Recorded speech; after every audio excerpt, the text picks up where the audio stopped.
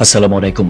বিশ্বাসের নাম যখন প্রতারণা, প্রবাসীর ৩.৫ কোটি টাকা নিয়ে প্রেমিকের সাথে উধাও হয়ে গেল স্ত্রী।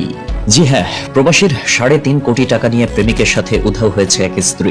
ভালোবাসা আর অন্ধ বিশ্বাসের গল্প অনেক সময় যে কতটা ভয়াবহ হতে পারে, ভোলার বাপ্পি মিয়ার জীবন যেন তার এক জীবন্ত প্রমাণ। 10 বছরের কঠোর পরিশ্রম, তিলে তিলে জমানো সম্পদ আর কলিজার টুকরো সন্তানদের ভবিষ্যৎ সবই আজ ধুলোয় মিশে গেছে একজনের প্রতারণায়। যাকে ঘিরে ছিল বাপ্পির পুরো পৃথিবী, সেই জীবন সঙ্গী আজ তাকে পথে বসিয়ে উধাও।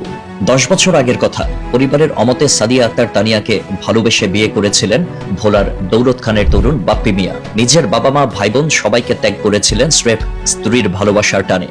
স্ত্রীকে সুখে রাখার জন্য পাড়ি জমিয়েছিলেন মরুভূমির দেশ সৌদি আরবে।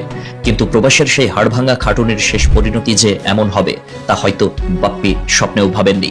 বাপ্পি মিয়া প্রবাসে কতটা কষ্ট করেছেন তা তার কথাতেই স্পষ্ট। এমন দিনও গেছে মাত্র 1 টাকার রুটি খেয়ে পুরো দিন পার করেছেন তিনি। নিজে না খেয়ে টাকা জমিয়েছেন স্রেফ স্ত্রীর ভবিষ্যতের কথা চিন্তা করে। সেই টাকা পাঠাতেন স্ত্রীর অ্যাকাউন্টে। নিজের নামে কোনো স্থাবর সম্পত্তি না করে সবকিছু কিনেছেন স্ত্রীর নামে। ঘর সাজানো থেকে শুরু করে জমি বাড়ি কেনা সবই ছিল সাদিয়ার নামে। বাপ্পির উদ্দেশ্য ছিল একটাই, স্ত্রী শিক্ষিত হোক এবং সমাজে মাথা উঁচু করে চলুক। দীর্ঘ 10 বছর নিজের উপার্জিত টাকা দিয়ে স্ত্রীর পড়াশোনার খরচও চালিয়েছেন তিনি।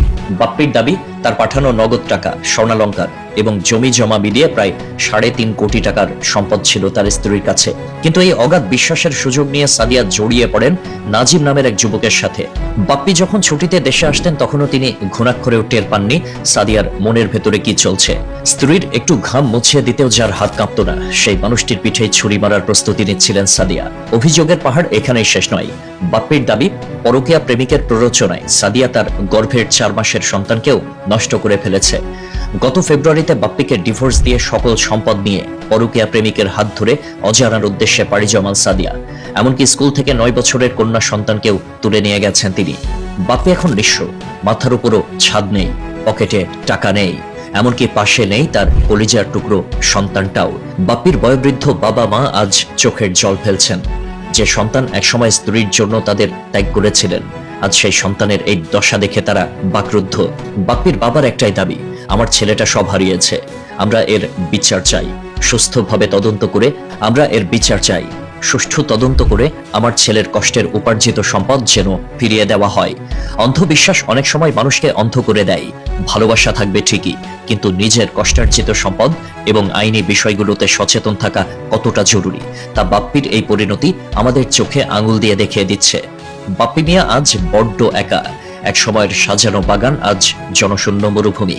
প্রবাসীদের ঘাম ঝরানো টাকা যখন এভাবে পরকীয়া আর প্রতারণার কবলে পড়ে, তখন তা কেবল একজনের ক্ষতি নয়, বরং পুরো সমাজ ব্যবস্থার উপরে এক বড় চপেটাঘাত। প্রশাসনের কাছে বাপ্পির এখন একটাই প্রার্থনা, যথাযথ তদন্তের মাধ্যমে যেন তিনি তার সম্পদ ও সন্তান ফিরে পান এবং দোষীদের দৃষ্টান্তমূলক শাস্তি হয়। আল্লাহ হাফেজ।